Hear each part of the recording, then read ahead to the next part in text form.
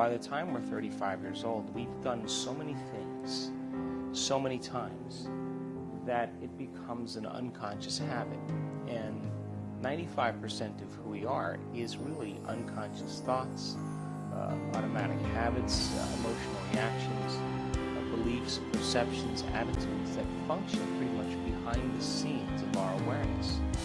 So the process of becoming conscious of what you're unconscious about yourself begins the process of change. So how you think, how you act, and how you feel is called your personality.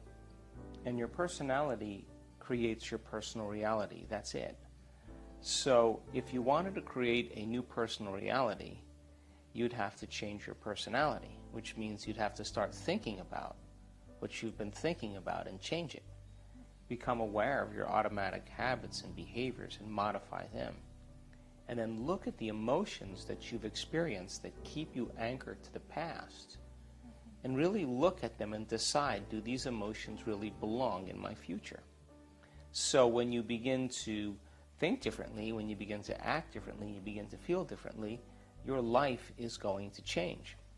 So most people like to wait for a reason to change, like a crisis or a trauma or a diagnosis from some disease. Now all of a sudden they realize that they can't go on living the same life any longer. They have to change something about themselves.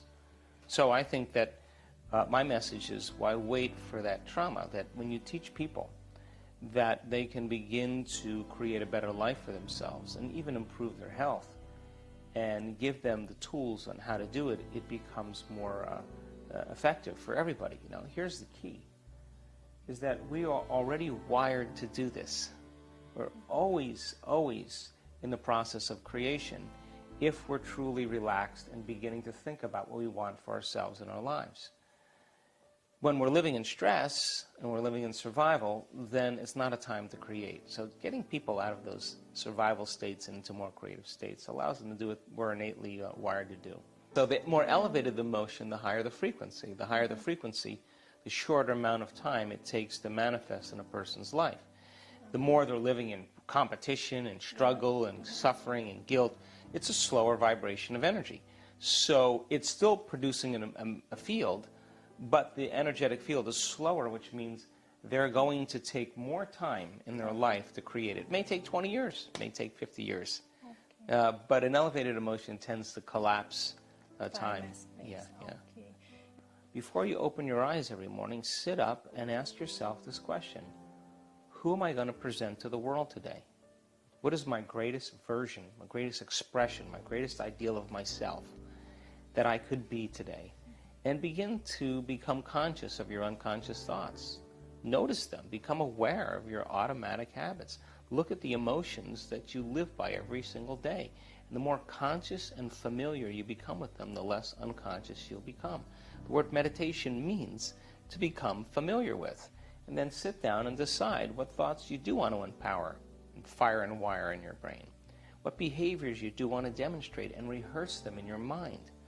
The research on rehearsal shows that you begin to install the circuits in your brain. You prime your brain ready for the day. Your brain looks like it's already in the experience. And then decide, I'm not going to get up from this meditation or my morning until I feel in love with life, till I feel abundant, till I feel worthy, till I feel empowered, invincible, free, caring. And when you begin to feel it, it's that emotion then that begins to become more familiar to you as well. And so if you get up and you can maintain that modified state of mind and body your entire day, get ready, because something unusual is going to happen in your life. That's the law.